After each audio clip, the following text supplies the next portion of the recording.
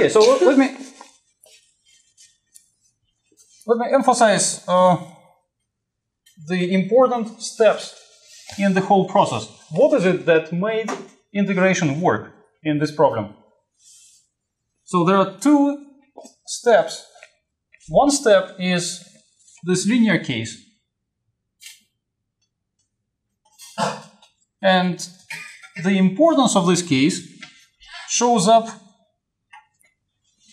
at the very end, in the sense that in order for something to become an integral, you need limit of sums of very special form where this summand is a product. And it's a very special product. It's a product of the delta t, where t is your variable, with something where that something does not depend on delta t at all. It only depends on t, on ti. So if the summation you have has delta t squared, for example, of course it's very easy to make it a product of something with delta t. The problem is that this something depends on delta t, and therefore you cannot write that as an integral. It is not an integral by definition. Also, if something is not a product with delta t at all, if you just need to add things and there is no delta t, well then of course you can make it a product of something with delta t. Right? What's that something? You just pre-divide by 1 over delta t, right? And then, of course, this is a product of that something with delta t, but that something again depends on delta t, and again, this is not an integral. So the important thing that makes it work is that what you see here as a summand looks exactly as something independent of delta t times delta t. And what is it in the construction that makes this happen? If you trace it back, it is exactly this fact that incremental change is a product of rate with the time.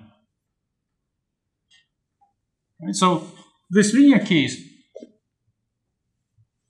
representing the total change as a product with the change of the parameter is the first crucial step. Now the second is this equality. So this is the first crucial step. The second is right here.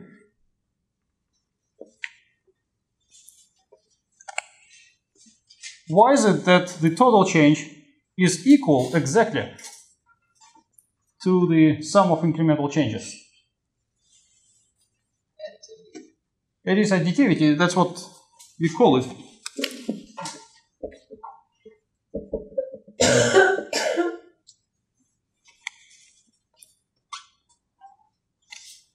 And if you look at this approximate equality, well, this is exactly where we use the linear case.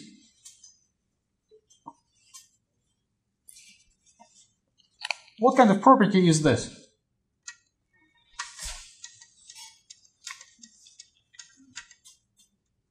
You look at some function and you say that the change of the function over some short interval is approximately equal to something, a constant, times the length of the interval. What kind of property of function is that?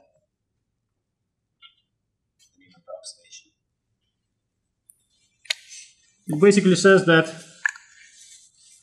delta fi divided by delta t is approximately a constant.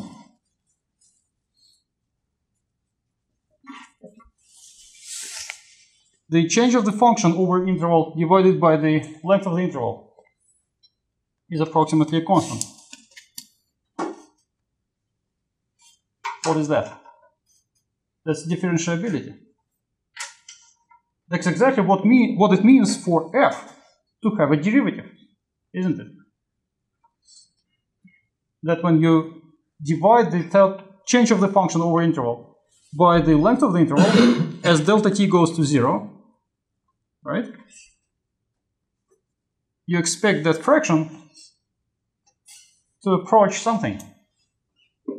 The limit of this is exactly the derivative. So this property is exactly the fact that f is differentiable with respect to t. And this is calculus 1 property. So what we boil down the whole procedure to is essentially the check of two things.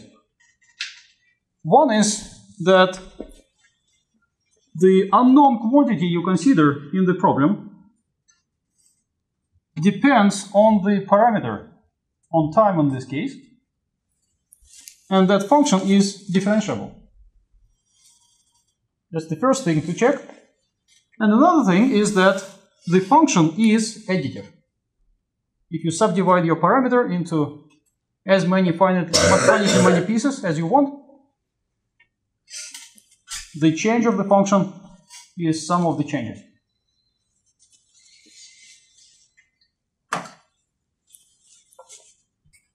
And now I would like these two steps to become those checkpoints you do before you do integration. Because these two are going to be very easy checks. Very easy two things to check. And I suggest you do it before you even think about setting up the integral. Because these two properties indicate exactly why you can possibly go through the procedure and why the integral is going to be helpful in the problem. And if you try to check these two and you find out that either of these doesn't hold in your problem, it means there is no hope for the integral to be helpful. There is no reason to even start the procedure.